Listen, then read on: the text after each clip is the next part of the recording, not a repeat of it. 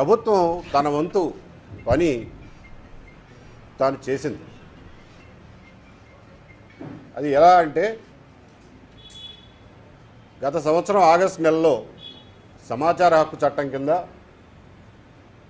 ఒక ఆయన ఎవరో ఈ పెగాసస్ సాఫ్ట్వేర్ గురించి డీజీపీ ఆఫీస్కి సమాచారం అడిగితే DGP office నిర్ద్వందంగా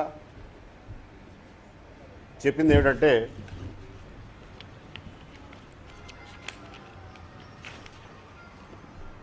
it is to inform that this office has never procured such software అని పోలీస్ డిపార్ట్మెంట్ తరఫున పబ్లిక్ ఇన్ఫర్మేషన్ ఆఫీసర్ ఇచ్చాడు. అయినా కానీ కొంతమంది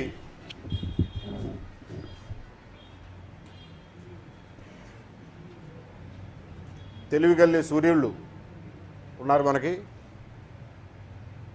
వాళ్ళ కోడిగుడ్డు మీద ఏకల వాదం ఏంటంటే, డీజీపీ ఆఫీస్ కొని ఉండకపోవచ్చు, వేరే ఆఫీస్ ఏదైనా కొని ఉండొచ్చు కదా, దాన్ని ఎలా తోసిపుచ్చుతాం అని ఇలాంటి వాదనలు బయటికి తెచ్చి ప్రజల్ని ఇంకా ఆందోళనకు గురి చేస్తున్నారు. ముఖ్యంగా ఈ ఆరోపణలన్నీ కూడా నేను ఇంటెలిజెన్స్ విభాగానికి అధిపతిగా ఉన్న కాలానికి సంబంధించినవి. నేను 2015 నుండి 2019 మార్చి ఆఖరు వరకు నిఘా విభాగాధిపతిగా ఉన్నాను. ఆ తర్వాత 2 నెలల వరకు కూడా ఏం జరుగుతోంది ఏమిటి అన్నది నాకు సమాచారం ఉంది. కాబట్టి ఆంధ్రప్రదేశ్ ప్రభుత్వంలో నిఘా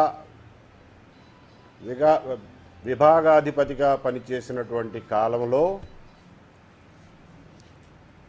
ఏం జరిగిందన్నదాన్ని నేను సాధికారంగా పూర్తి నాలెడ్జ్తో పూర్తి సమాచారంతో ప్రజలకు చెప్పదలుచుకున్నది ఏమిటంటే, మే 2019 సంవత్సరం వరకు ఆంధ్రప్రదేశ్ ప్రభుత్వం కానీ, డీజీపీ ఆఫీస్ కానీ, ఇంటెలిజెన్స్ ఆఫీస్ కానీ, ఏసీబీ ఆఫీస్ కానీ, సిఐడి ఆఫీస్ కానీ, ఏ ఇతర ప్రభుత్వ విభాగం కానీ, ఏ ఇతర ప్రైవేటు సంస్థలు కానీ ఎవ్వరూ కూడా ఈ పెగాసస్ అనే సాఫ్ట్వేర్ని కొనలేదు, వాడలేదు. ఇది నేను 5 కోట్ల ఆంధ్ర ప్రజానీకానికి నా అనుభవంతో, నేను ఆ రోజున ఉన్నటువంటి పోస్టు రీత్యా నాకు సంక్రమించినటువంటి పూర్తి సమాచారంతో ప్రజలందరికీ ఇస్తున్నటువంటి హామీ, నమ్మకం, ఎష్యూరెన్స్, భరోసా. కాబట్టి ఆ కాలం గురించి మీ సెల్ ఫోన్లు ఏమైనా ట్యాపింగ్ అయినాయేమో, ఇల్లీగల్గా హ్యాకింగ్ అయినాయేమో అనే భయాందోళనని మాని నిశ్చింతగా ఉండండి. ఇకపోతే మే 2019 తర్వాత ఏం జరిగిందన్నదానికి నా దగ్గర సమాచారం లేదు. కానీ ఆగస్టు 2021 సంవత్సరం వరకు ఈ పెగాసస్ సాఫ్ట్వేర్ని మేము ఎప్పుడూ కొనలేదు అని చెప్పి డీజీపీ ఆఫీసు స్పష్టంగా చెప్పింది. కాబట్టి ఆ మేరకు ప్రజలు నిశ్చింతగా ఉండొచ్చు. ఈ తెలివిగల సూర్యులందరూ ఇంకా వేరే విభాగాలు ఏమన్నా కొన్నాయేమో మే 2019 తర్వాత అని చెప్పి అంటే, సింపుల్, ప్రభుత్వాన్ని కానీ, చీఫ్ సెక్రటరీ గారిని కానీ, ప్రిన్సిపల్ సెక్రటరీ హోమ్ని కానీ సమాచార హక్కు చట్టం ప్రకారం అడిగినా వారు మీకు పూర్తి సరైనటువంటి సమాచారం ఇస్తారు.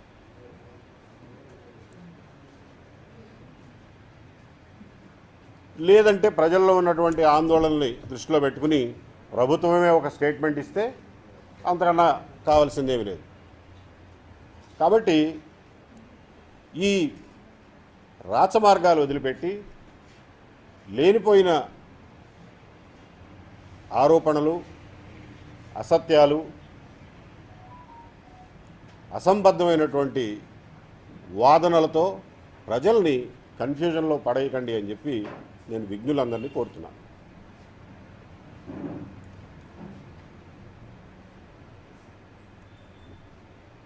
ఇకపోతే నా మీద వచ్చినటువంటి ఆరోపణల గురించి చెప్పాల్సి వస్తే,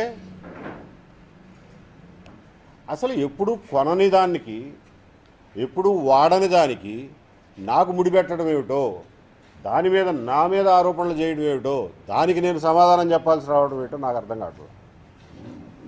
అది పరమ టైం వేస్ట్ తప్ప ఇంకొకటి కాదు. కాబట్టి దీని గురించి ఇది నేను ప్రజలకు ఇవ్వదలుచుకున్నటువంటి వివరణ. ప్రభుత్వం కూడా నా ఉద్దేశంలో తన పని తను చేస్తుంది ఈ విషయంలో. ఇంకా ఇది కాకుండా వేరే ఇష్యూస్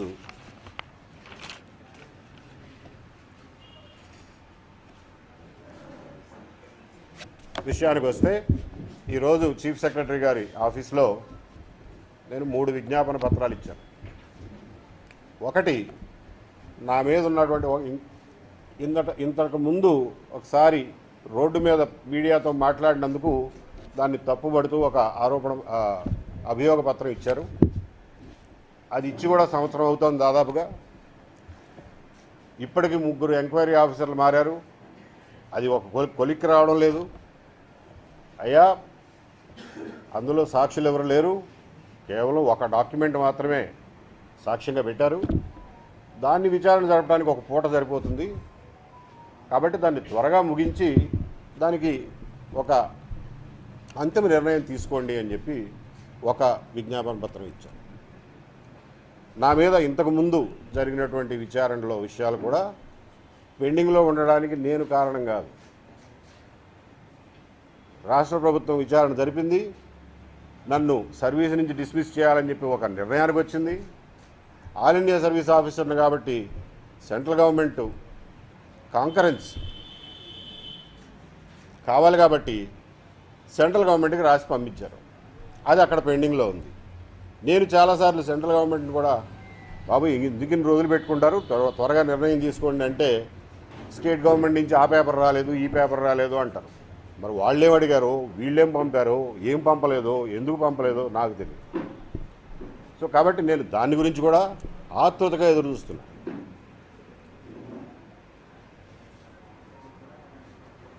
ఇంకొకటి విషయం, నా సస్పెన్షన్ విషయం సుప్రీంకోర్టులో పెండింగ్లో ఉంది. హైకోర్టు నా సస్పెన్షన్ చట్టవిరుద్ధమని, అది చెల్లదని, ఆర్బిట్రరీ అని తీర్పిచ్చింది డివిజన్ బెంచ్. దాని మీద సుప్రీంకోర్టుకి వెళ్ళి స్టే తెచ్చుకున్నది రాష్ట్ర ప్రభుత్వం, నేను కాదు స్టే తెచ్చుకున్నది. కాబట్టి ఏ కారణం వల్ల అయినా ప్రభుత్వం స్టే తెచ్చుకోవాలనుకున్నారు, తెచ్చుకున్నారు. అది సుప్రీంకోర్టులో సంవత్సర కాలం నుంచి పెండింగ్లో ఉంది. కాబట్టి నా మీద ఏ విచారణకి నేను వెనుకంజి వేయలేదు, డిలే టాక్టిక్స్ ఎప్పుడు వాడలేదు, 10-12 ఏళ్ళు సాగదీయాలని ఎప్పుడు అనుకోలేదు. నేను ఇవాళ రాలేను, రేపు రాలేను, ఈ కారణాల వల్ల రాలేను, అక్కడ పిటిషన్ వేస్తాను, ఇక్కడ పిటిషన్ పెండింగ్ ఉందని నేనేనాడు తప్పించుకోవడానికి ట్రై చేయలే. తొందరగా జరపండాయా బాబు, నిజానిజాలు ఏమిటో తొందరగా తేల్చండి అని చెప్పి మాత్రమే ప్రతిసారి అడుగుతున్నాను. ఇవాళ కూడా చీఫ్ సెక్రటరీ గారిని అదే విషయంలో ఒక అభ్యర్థన చేయడం జరిగింది. ఇకపోతే నాపై జరిగినటువంటి విచారణ సమయంలో కొంతమంది అధికారులు విచారణని తప్పుదోవ పట్టించడం కోసం కొన్ని తప్పుడు పత్రాలని సృష్టించి, కొన్ని పత్రాలని ఫోర్జరీ చేసి, వాటిని సాక్ష్యాలుగా పెట్టడానికి, నా మీద ఏదో కేసు బలంగా పెట్టడానికి విఫలయత్నాలు చేశారు. ఈ విషయం నాకు విచారణ సమయంలో తెలిసి విచారణ అధికారికి చెప్పాను. తర్వాత చీఫ్ సెక్రటరీ గారికి కూడా అప్పుడే గత సంవత్సరం ఏప్రిల్ నెలలో వారికి రుజువులతో సహా, సాక్ష్యాలతో సహా వారికి దీని మీద ఎంక్వైరీ చేయించండి బాబు, 30 ఏళ్ల సర్వీస్ ఉన్న డీజీపీ ర్యాంకులో ఉన్న సీనియర్ ఆఫీసర్ మీద తప్పుడు పత్రాలు సృష్టిస్తే అధికారులు ఇంకా న్యాయం ఎక్కడ ఉంటుంది? కాబట్టి దాని మీద విచారణ జరిపించండి, బాధ్యుల మీద చర్యలు తీసుకోండి అని చెప్పి ఏప్రిల్ 2021లో అడిగారు. మళ్ళీ రిమైండర్ కూడా ఇచ్చాను. అయినా దానికి ఇప్పటి వరకు ఏమైందో తెలియదు. నాకు తెలిసి అందులో ఏ చలనం లేదు. కాబట్టి దాన్ని కూడా కొంచెం యాక్షన్ తీసుకోమని చెప్పి చీఫ్ సెక్రటరీ గారిని కోరుతూ ఇంకొక అభ్యర్థన పత్రం ఇచ్చారు. ఇకపోతే మూడవది, ఈ 4 రోజులుగా నా మీద జరుగుతున్నటువంటి వ్యక్తిత్వ హననానికి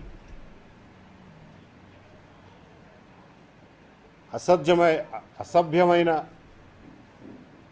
అసత్యాలు, అన్యాయమైనటువంటి ఆరోపణలు, బేస్లెస్ ఎలిగేషన్స్, స్కాండలస్ ఎలిగేషన్స్ చేసినటువంటి కొందరి మీద పరువు నష్టం దావా వేయడానికి రూల్స్ ప్రకారం మీరు పర్మిషన్ కావాలి, నాకు పర్మిషన్ ఇవ్వండి అని చెప్పి ఇంకొక అభ్యర్థన పత్రం ఇచ్చారు.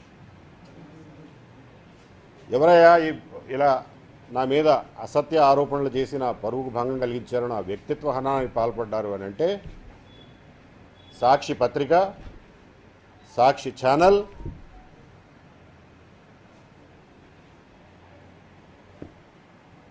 అంబటి రాంబాబు గారు, గుడివాడ అమర్నాథ్ గారు, అబ్బయ్య చౌదరి గారు, విజయసాయిరెడ్డి గారు, ది పయనీర్ అనేటువంటి ఒక పత్రిక, స్వర్ణాంధ్ర అని చెప్పి మధ్యాహ్నం పత్రిక ఒకటి ఉంది విజయవాడలో, ఆ పత్రిక ఒకటి, అలాగే greatanధ్ర.com అని చెప్పి ఒక పత్రిక, వీళ్ళందరి మీద పరువు నష్టం దావా వేయడానికి పర్మిషన్ ఇవ్వండి అని చెప్పి ప్రభుత్వాన్ని కోరుతూ ఇంకొక విజ్ఞప్తి చేశాను. ఇది దీని గురించినటువంటి టూకీగా మీకు చెప్పదలుచుకున్న సమాచారం.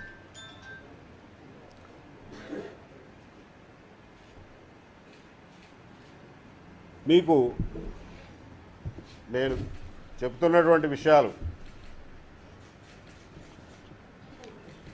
ఆధారాలతో సహా మీకు చెప్తున్నాను కాబట్టి ఆ ఆధారాలు మీ చేతిలో ఉండాలి కాబట్టి వాటిని ప్రెస్ నోట్ రూపంలో అన్ని ప్రింట్ చేయించి ఉంచాను. వాటిని ఎవరన్నా ప్రెస్ క్లబ్ నిర్వాహకుల్ని దయచేసి అందరూ మీడియా మిత్రులకి పంచిపెట్టమని చెప్తాను. సో అందులో చూస్తే మీరు నన్ను సస్పెండ్ చేసిన నాటి నుండి నేను గవర్నమెంట్ సర్వెంట్ని, నేను ఏదన్నా తప్పు చేస్తే సస్పెండ్ చేసే అధికారం ప్రభుత్వానికి ఉంది, నా మీద విచారణ జరిపించే అధికారం ప్రభుత్వానికి ఉంది. ప్రభుత్వం విచారణ జరిపించింది, సస్పెండ్ చేసింది, దాన్ని నేను ఛాలెంజ్ చేశాను. ఇవన్నీ చట్టబద్ధంగా జరిగేటటువంటి విషయాలు. కానీ ఈ అధికారికమైనటువంటి ఛానల్ని పక్కన పెట్టి నా వ్యక్తిత్వ హననానికి పాల్పడడం, అబద్ధాలని ప్రాచుర్యంలోకి తీసుకురావడం, పచ్చి అబద్ధాలని, విష ప్రచారాన్ని, బురద చల్లడం అనేటువంటి కార్యక్రమాలను పెట్టుకోవడం, ఇది ఎంతవరకు నైతికం, ఎంతవరకు సమంజసం? దానికి తగినటువంటి ఆధారాలు కూడా మీకు ఇస్తున్నాను. మొట్టమొదటిగా చెప్పాలంటే నన్ను సస్పెండ్ చేసినటువంటి 2వ శనివారం అర్ధరాత్రి సస్పెన్షన్ ఆర్డర్తో పాటుగా మీ అందరికీ గుర్తుండే ఉంటుంది,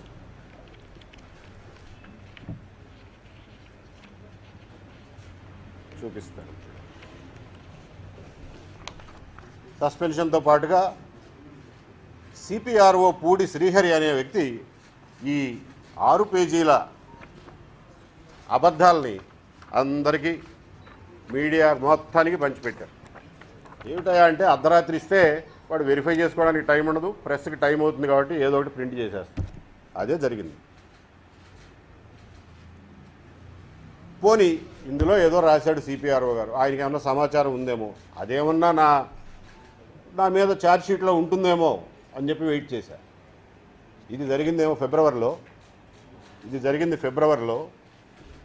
నా మీద ఛార్జ్షీట్ ఇచ్చింది జీవో నెంబర్ 2000, జీవో నెంబర్ 18/12/2020 డిసెంబర్లో ఛార్జ్షీట్ ఇచ్చారు.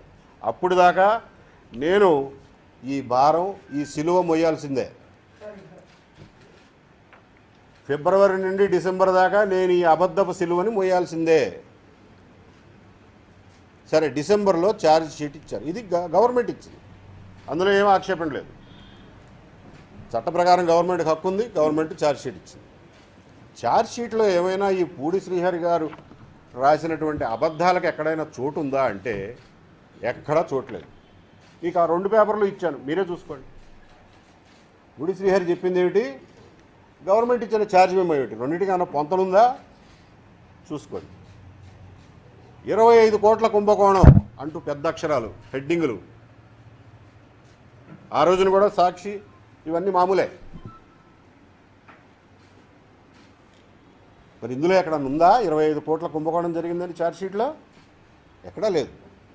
అంటే నేను మొయ్యాల్సిందనా ఈ బరువు? నా కుటుంబ సభ్యులు, నా బంధుమిత్రులు, నా శ్రేయోభిలాషులు, మీ మీడియాలో ఉన్నటువంటి నా ఫ్రెండ్స్ అందరూ ఏమనుకుంటారు నన్ను దీన్ని చూసి? వీడేదో చేశాడు అని అనుకోరు? మీలో ఎంతమంది నన్ను అడగగలరు ఏంటి సార్, ఏంటి అసలు ఇది ఏం జరిగింది అని? ఎంతోమంది సిగ్గుపడి, నాకు ఫోన్ చేయడానికి కూడా సిగ్గుపడి, వాళ్ళల్లో వాళ్ళు మదనపడిన విషయం నాకు తెలుసు. నేను నిశ్చింతగా ఉన్నా, ఎందుకంటే ఇదంతా అబద్ధం అని నాకు తెలుసు. కానీ చదివినటువంటి ప్రజలకు తెలియదుగా, చెప్పే అవకాశం కూడా నాకు లేదుగా. ఎందుకంటే ఛార్జ్షీట్ ఇస్తే కదా నేను ఇది నిజమో కాదో, నా మీద ఈ అభండాలు ఛార్జ్ రూపంలో అధికారికంగా ఇవ్వబోతున్నారో లేదో తెలిసేది. ఇవ్వలా. ఈ అభాండాలు ఏవి నాకు ఇచ్చిన ఛార్జ్షీట్లో లేవు. నాకు ఛార్జ్షీట్లో ఇచ్చినటువంటి అభియోగాల్లో కూడా 3 అభియోగాల్లో ఒకటి తప్పు అని చెప్పి ఎంక్వైరీ ఆఫీసర్ నిర్ణయించాడు. మిగిలిన 2 కూడా నా కండక్ట్ రూల్స్కి సంబంధించిన అభియోగాలు. అంతే తప్ప ₹1 అవినీతి జరిగినట్లు కానీ, ₹1 ప్రభుత్వానికి నష్టం జరిగినట్లు కానీ ఛార్జ్షీట్లోనూ లేదు, విచారణలో ప్రూవ్ అయ్యే ప్రశ్నే ఉత్పన్నం కాదు. మరి ఇదేమిటండి? 25 కోట్లు అవినీతి, దేశద్రోహి అన్నారు. ట్రీజన్. 30 ఏళ్ల పాటు ఈ దేశాన్ని, సమాజాన్ని రక్షించడం కోసం ప్రాణాలను అడ్డుపెట్టి కుటుంబాన్ని నెగ్లెక్ట్ చేసి, అది నా వృత్తి ధర్మంగా భావించాను. నేనేమి ఎవరికో మేలు చేస్తున్నానో, నేను ఏదో పెద్ద గొప్ప పని చేస్తున్నాను నేను అనుకోలే. కానీ నా వృత్తి ధర్మం డిమాండ్ చేసినట్లుగా ప్రాణాలను అడ్డం పెట్టి ఉద్యోగం చేశాను. నేను దోషద్రోహినా? దేశ రహస్యాలను విదేశాలకు చేరవేశానా? ఎక్కడుందండి ఛార్జ్షీట్లో? చూపించండి పూడి శ్రీహరి గారు, చూపించండి. ఇది మీరు పాల్పడినటువంటి వ్యక్తిత్వ హననం, క్యారెక్టర్ అసాసినేషన్, మడ్ స్లింగింగ్, బురద చల్లడం. Are you not responsible? ఇవాళ అంతకుముందు ఎక్కడో పత్రికలో పనిచేసి ఉండొచ్చు మీరు. ఇవాళ ఒక ప్రభుత్వంలో ప్రభుత్వం జీతం తీసుకుంటున్నటువంటి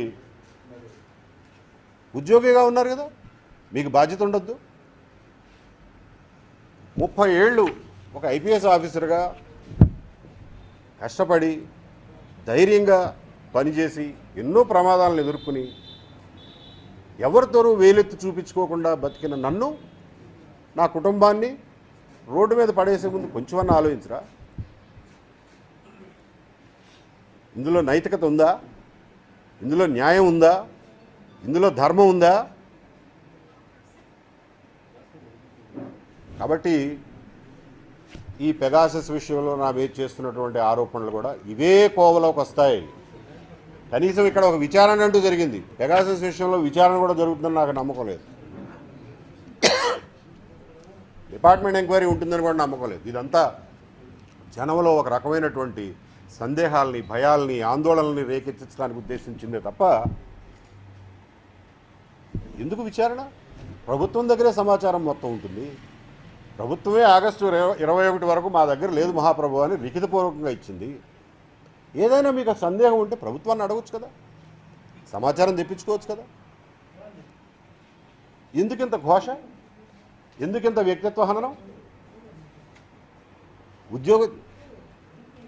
ఐపీఎస్ ఆఫీసర్గా ఉండడం అనేది నా బలం అనుకున్నాను నేను ఇన్నాళ్ళు. దాన్ని నా బలహీనతగా భావిస్తే ఎట్లా?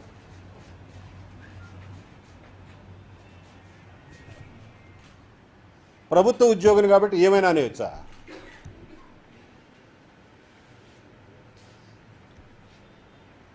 ప్రభుత్వ ఉద్యోగుల్లో ఇంతటి అభద్రతాభావమా?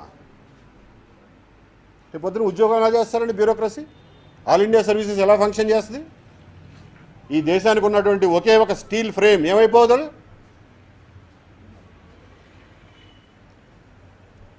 రేపు కష్టం వచ్చినప్పుడు, యుద్ధం వచ్చినప్పుడు, ఇంకొక క్రైసిస్ వచ్చినప్పుడు ఎవడు రక్షించాలి సమాజాన్ని?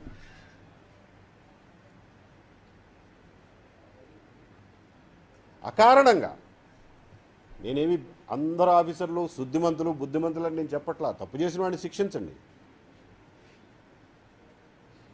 నా మీద అబద్ధాలు ప్రచారం చేశారని చెప్పి నేను స్వదాహరణంగా సాక్ష్యాలతో సహా నేను నిరూపిస్తున్నాను. ఇది తప్పు కదా, ఇది అనైతికం కదా, ఇది అరాచకం కదా.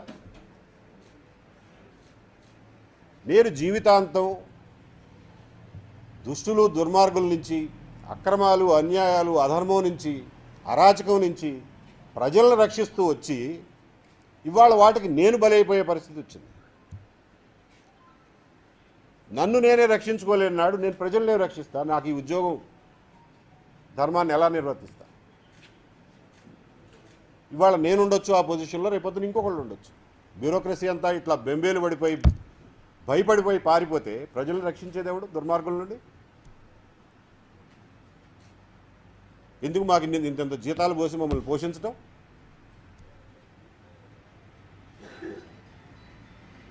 కాబట్టి ఈ విషయాలన్నీ మీ ద్వారా ప్రజల దృష్టికి తీసుకురావాలని నా ఉద్దేశం. దేశంలో ప్రతి వ్యక్తికి భావ వ్యక్తీకరణ స్వేచ్ఛ ఉంటుంది. అది మన రాజ్యాంగం మనకు ప్రసాదించినటువంటి ప్రాథమిక హక్కుల్లో ఒకటి. కానీ ఉద్యోగం చేసే వాళ్ళకి కొన్ని రిస్ట్రిక్షన్స్ ఉంటాయి, నాకు ఉంటాయి. అలాగే ఏమిటాయా రిస్ట్రిక్షన్స్ అని అంటే, ఉద్యోగి అనేవాడు ఆల్ ఇండియా కండక్ట్ రూల్స్ ఏం చెప్తాయంటే, ఉద్యోగులు ఆల్ ఇండియా సర్వీస్ ఆఫీసర్స్ ఎవరూ కూడా బహిరంగంగా కానీ ఈవెన్ చాటుగా కానీ ప్రభుత్వ విధానాల్ని, ప్రభుత్వం తీసుకున్నటువంటి నిర్ణయాల్ని, ప్రభుత్వ చర్యల్ని విమర్శించకూడదు అని all India service conduct rules చెప్తున్నాయి. నేను దానికి కట్టుబడి ఉన్నా. నేను ప్రతి ఆల్ ఇండియా సర్వీస్ ఆఫీసరు తన కండక్ట్ రూల్స్ కట్టుబడి ఉండాలనే కోరుకుంటా. అంతేగాని రూల్స్ బ్రేక్ చేయమని నేను ఎవరిని అడ్వైస్ చేయను, నేను చేయను. నేను ఇవాళ మాట్లాడుతున్నది ప్రభుత్వ విధానాలను విమర్శించడం లేదు, ప్రభుత్వ నిర్ణయాలను విమర్శించడం లేదు, ప్రభుత్వ పాలసీని విమర్శించడం లేదు. ప్రభుత్వంతో సంబంధం లేకుండా ప్రైవేటు వ్యక్తులు తమ ప్రైవేట్ కెపాసిటీలో చేసినటువంటి అరాచకాలు, దాని ద్వారా నాకు జరిగిన నష్టం వివరిస్తున్నాను. అదే ఆల్ ఇండియా కండక్ట్ సర్వీస్ రూల్స్లో రూల్ 17 కింద ప్రైవేటు ఎలిగేషన్స్ ఒక ఆఫీసర్ మీద వచ్చినప్పుడు దానికి సమాధానం చెప్పుకునేటటువంటి హక్కు ఆఫీసర్కు ఉంది అని చెప్పి స్పష్టంగా రాయబడింది. కాబట్టి ఆ హక్కుని నేను ఉపయోగించుకుంటాను.